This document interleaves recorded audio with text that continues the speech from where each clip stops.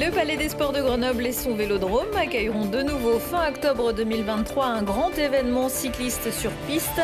Le producteur Guy Chanal l'a annoncé ce matin. D'abord 6 puis 4 et finalement ce seront les 3 jours cyclistes. Le bar Radis, c'est le fruit d'un partenariat de 3 structures réunies en scope pour se restaurer mais aussi envisager la transition alimentaire autrement. Installé au-dessus d'un parking silo, ce nouveau lieu bénéficie d'une vue à 360 degrés sur les massifs environnants. Et puis c'est l'un des rares festivals consacrés au ciné-concert de l'Hexagone. Le Tympan dans l'œil propose jusqu'au 3 décembre une douzaine de spectacles à Grenoble et ses alentours. L'organisateur Damien Litzler, directeur de l'association Stara Zagora, est l'invité de ce JT.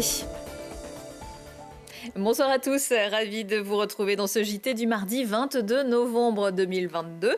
Du lundi au vendredi à partir de 18h, l'essentiel de l'actualité du Grand Grenoble. Rumeur de destruction du vélodrome de Grenoble, 3 petits tours et puis s'en va. C'est dans l'enceinte même du Palais des Sports que Guy Chanal a ce mardi matin confirmé ce qui bruissait déjà, le retour des 3 jours cyclistes de Grenoble en 2023. Ce sera du 26 au 28 octobre. Évincé par la municipalité Piolle en 2014, le producteur du Festival du Cirque revient donc à ses premières amours. Laurie Baillet. Cachée sous cette moquette depuis presque 10 ans, la piste du Palais des Sports va bientôt reprendre du service. Après sa dernière édition en 2014, les 3 jours cyclistes reviennent à Grenoble en octobre 2023. Organisés par Guy Chanal pendant plus de 24 ans, les 6 puis les 3 jours sont un véritable show familial entre artistes et sportifs. C'est du sport-spectacle, du sport très haut niveau, de piste, du spectacle et de la gastronomie. C'est-à-dire que buffet à volonté, style club Méditerranée, du sport de très haut niveau. Et comme je l'ai dit, c'est 3 catégories, femmes, hommes et handicap. On va faire courir 60 gamins par soir en amont des épreuves professionnelles. Et ensuite, c'est le spectacle avec des numéros de cirque, des paillettes, de la lumière et plein d'autres choses. Avant sa reprise en main par la ville en 2014, la piste de 210 mètres a vu défiler quelques-uns des plus grands noms du cyclisme, à l'image de Eddy Merckx, Charly Mottet, Patrick Sercu et Bernard Thévenet. C'est une fierté que le cyclisme puisse rebondir en quelque sorte.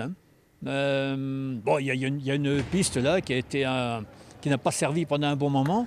C'est une occasion de la relancer. J'espère que ça serait l'occasion de faire comprendre que cette piste a une utilité en dehors des 3 jours. Grâce à cette piste, la France a obtenu plusieurs titres de champion du monde, même de championne olympique avec Jeannie Longo.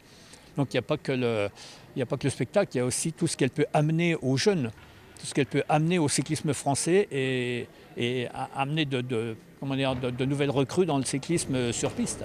3 nations devraient participer aux 3 jours cyclistes de Grenoble, France, Italie, Belgique, Suisse. Le choix n'est pas encore fixé, affaire à suivre. Et les autres productions, Guy Chanal en 2023, un rendez-vous circuit court en Auvergne-Rhône-Alpes en septembre, du Supercross en octobre et évidemment le Festival du Cirque qui pour cette année se déroulera dans quelques jours. Parfois, ça peut aller plus vite à vélo. Les TER entre Grenoble et Valence interrompus depuis lundi en début d'après-midi dans les 2 sens de circulation après une chute de rochers dans les filets au-dessus de la voie au niveau de Saint-Hilaire-du-Rosier et Saint-Nazaire-en-Royan. Ce mardi matin, c'était un peu la galère pour les usagers habituels. La circulation des trains ne devrait pas être rétablie avant mercredi en début d'après-midi. Le temps de remettre en place les filets de détection et de purger la paroi pour éviter toute nouvelle chute de rochers. Une bonne nouvelle pour les usagers du réseau de chaleur métropolitain. La métropole s'apprête à leur reverser 4,2 millions d'euros. Non pas chacun, mais pour un T3 de 70 mètres carrés. La remise de prix est par exemple estimée à 50 € sur la facture du mois de novembre. L'explication, la compagnie de chauffage a effectué une excellente saison 2021-2022 en revendant l'électricité produite par Biomax et la chaufferie de la Poterne plus chère que d'habitude à EDF. Un excédent qui doit par contrat être reversé à la métro. Ça concerne les particuliers, mais aussi l'université ou l'hôpital. La transition alimentaire prend de la hauteur. Cet automne a ouvert à Grenoble, dans le quartier Flaubert, le bar Radis. Bar, restaurant, café associatif, lieu de transmission ou encore ferme urbaine, perché à quelques dizaines de mètres de hauteur. Un projet qui a germé dans l'idée de l'équipe, l'association Cultivons nos toits avec le resto La Tête à l'envers et la microbrasserie Malto Bar. C'est un sujet de Lina Badreddine. Beignets de courgettes ricotta, tourte légumes, pommes de terre, fondant, pommes caramel ou mousse au citron. Un menu du jour aux petits oignons sur le rooftop du bar Radis. Depuis le début du mois d'octobre, les cuisines bouillonnent en plein cœur du quartier Flaubert. C'est vrai qu'un resto-bar en rooftop, c'est un peu unique, c'est agréable. Et puis dans le quartier, ça manquait vraiment d'une proposition comme ça, donc je suis très satisfait. Et la recette de la satisfaction, un zeste de produits locaux, une pincée de produits bio, le tout bien mélangé avec des légumes frais et de saison qui mijotent dans des esprits créatifs. Ceux qui sont en cuisine sont amoureux de la cuisine, sont passionnés de cuisine et les recettes sortent sans arrêt, sans arrêt. Moi, vous pouvez me dire, je sais pas, vous me sortez carottes et je vous sors carottes à la fleur d'oranger ou carottes cannelle ou carottes cumin. On a un panel de recettes dans la tête. Toutes nos recettes sont dans nos têtes et ça va très vite pour créer une recette.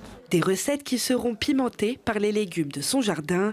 Dès le printemps, 20% des produits utilisés en cuisine auront fleuri sur le toit du restaurant. Dans cette serre-là, pour l'instant, on produit principalement donc, du coup, les plants qui seront plantés ensuite donc, du coup, dans les différents espaces de maraîchage.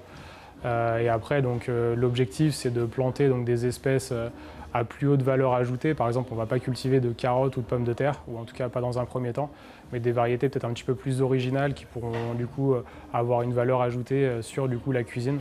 Parce que l'idée, c'est de montrer qu'on peut faire des choses donc, du coup, un petit peu originales, faire peut-être aussi redécouvrir des variétés anciennes grâce du coup, en fait, à nos propres cultures. Mais ce qui rend le lieu encore plus original, ce sont sa programmation culturelle et ses ateliers sur la santé, la nutrition, la précarité alimentaire ou encore sur le jardinage bio. L'idée, c'est que ce soit un lieu qui vive et qui donc, du coup, puisse permettre de sensibiliser sur les thématiques donc, du coup, d'environnement et d'alimentation saine. Un projet dédié à l'alimentation saine et durable qui a déjà porté ses fruits. Le bar Radis affiche complet presque à chaque service. Et les événements à venir au bar Radis, un concert jeudi à 19h, une rencontre littéraire mardi prochain et surtout pour apprendre à composer un buffet de fête végétal et gourmand le 21 décembre. À défaut de faire pousser des plantes, vous pouvez aussi participer à un atelier Plante ton slip, un événement organisé par le Pays Voironnais dans le cadre de la Semaine européenne de réduction des déchets. L'idée, c'est d'observer la biodiversité du sol et ses richesses. Rendez-vous à 14h au Biojardin de Couplevie et à 18h30, vous pourrez aller vous rhabiller au Muséum d'Histoire naturelle de Grenoble avec une conférence Terre vivante, s'habiller, un acte engagé avec la journaliste Émilie Pouillot-Ferrand. Écoutez voir, jusqu'au 3 décembre, le ciné-concert est à l'honneur à Grenoble et ses alentours avec le tympan dans l'œil. Damien Litzler, bonsoir. Bonsoir. Et vous êtes directeur de l'association Stara Zagora qui organise ce festival. C'est la 12e édition, je crois. Et le ciné-concert, c'est en fait une très vieille tradition. Oui, ça remonte effectivement à l'époque du cinéma muet, puisque quand... les films étaient muets, il y avait parfois, pas tout le temps, des musiciens qui accompagnaient pour couvrir le bruit du projecteur notamment, et le public qui n'était pas forcément très sage. Pas toujours très réceptif, là on espère qu'il le sera, parce que le ciné-concert c'est un vrai spectacle vivant. Oui, on est effectivement dans une forme de spectacle vivant dans laquelle un musicien ou un groupe de musiciens est vraiment comme un passeur, il fait la médiation entre le film, les images et le public, avec une bande-son qui a été recomposée pour l'occasion. C'est un travail de création vraiment fort au départ. Alors le festival a déjà commencé depuis quelques jours, ça se passe bien ? Ah, c'est super, ouais, ça se remplit bien, tout est bien sur les rails. Il y a déjà eu quelques temps forts, notamment votre concert, mais pas que, et il va y en avoir d'autres ? Oui, alors il y a 12 événements dans Grenoble et l'agglomération, dans 9 salles cette année, c'est un record. Et il y en a vraiment pour tous les goûts, dans tous les styles, que ce soit au niveau cinéma ou musique. Accessible pour certains spectacles dès 3-4 ans, donc vraiment des propositions également familiales à disséminer un petit peu partout à Grenoble et dans l'agglomération. Alors, vous le disiez, c'est une composition. Est-ce qu'il y a de la place aussi pour l'improvisation, parfois en fonction de la salle qui va réagir ou... Il y a toujours une petite part de liberté et d'improvisation, comme vous dites, en fonction de... Enfin, chaque représentation est unique, puisque c'est du spectacle vivant. C'est aussi là la magie du spectacle vivant. Mais c'est quand même bien calé, parce qu'il faut coller au rythme du film, au changement à la trame scénaristique. Il y a des changements d'intensité, on suit des personnages. Voilà, donc... Il faut être assez carré quand même. Il faut être bien carré. Non, c'est bien calé, mais ceux qui se revendiquent de l'improvisation pour le ciné-concert, ça existe, c'est assez rare finalement. C'est de l'improvisation qui est quand même préparée. Comme toujours. Voilà, qu'est-ce qui fait qu'un film va faire un bon ciné-concert ? Alors, il faut que ce soit un film qui... Alors, les films muets, évidemment, on s'en doute, ont toute leur place pour ce genre d'exercice. Après, dans le cadre de films parlants, nous, c'est vraiment un genre, un registre qu'on met en avant. On a une approche relativement moderne du ciné-concert, en tout cas les codes du genre. Il faut que le film ne soit pas trop rapide, qu'il n'y ait pas trop de dialogue, des changements de rythme tout le temps. Que le film ne soit pas non plus trop long. Il faut qu'il y ait de la place finalement pour un dialogue en direct avec le groupe qui se réapproprie cette œuvre, qu'il y a une dimension un peu contemplative quelque part, quoi. Alors vous êtes le directeur d'une association qui travaille toute l'année et pas que pour le tympan dans l'œil. Il y a d'autres choses qui sont proposées ? Alors moi en tant que musicien, je joue toute l'année, maintenant quasiment plus que des ciné-concerts, jeunes publics ou adultes, un petit peu partout en France, puis parfois à l'étranger. Et l'association donc porte ces projets-là, puis parfois ponctuellement des créations d'autres groupes aussi de la région, qui sont ou pas proposés dans le cadre du festival. Et puis un gros volet d'action culturelle, éducation artistique, formation en ciné-concert et musique à l'image. Ça, c'est un travail au long cours toute l'année. On est aussi une structure bien identifiée dans ce domaine et assez experte finalement un peu sur toutes les facettes du ciné-concert et de la musique à l'image, qui est passionnant. Donc, si vous ne connaissez pas, on vous invite chaleureusement à venir découvrir une des propositions ciné-concert. Il y a également du BD-concert, des concerts illustrés, du docu-concert. Voilà, tout plein de choses à découvrir. Vous pouvez aller notamment sur le site tympandansl'oeil.com, vous aurez des extraits et toutes les informations. Et avant de nous quitter, puisque je vais enchaîner avec d'autres rendez-vous dans l'agenda, est-ce que vous pouvez nous présenter le spectacle qui sera notamment proposé demain au jeune public ? Ça s'appelle Le Jardin Enchanté. Oui, alors c'est un programme de court-métrage d'animation de différents réalisateurs et réalisatrices qui s'inscrit dans l'année Grenoble Capitale Verte. C'est très poétique, on est dans des techniques de graphique, d'animation, de dessin différentes les unes des autres. Donc il y a une richesse, voilà, c'est très coloré, c'est très... Et la musique, c'est 2 musiciens grenoblois, une musicienne et un musicien. On est dans des textures électroniques avec des instruments électroniques et des instruments acoustiques, du saxophone et de la clarinette notamment, de la voix également. Et j'ai pu en découvrir de larges morceaux aujourd'hui. Ça va être très agréable, très enveloppant, très, très chaleureux, très doux, voilà. Voilà, et ce sera à la Bobine mercredi après-midi à 16h.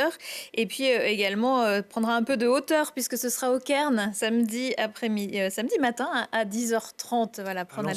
Voilà, on a le temps de faire une petite sieste pour les plus petits. Merci beaucoup, Damien Litzler. Merci à vous, bonne soirée. Merci. Alors justement, dans l'agenda également, le retour de Rukiata Ouedraogo dans l'agglo, chroniqueuse et humoriste sur France Inter. Elle est déjà passée par là, mais quand on aime, on ne compte pas.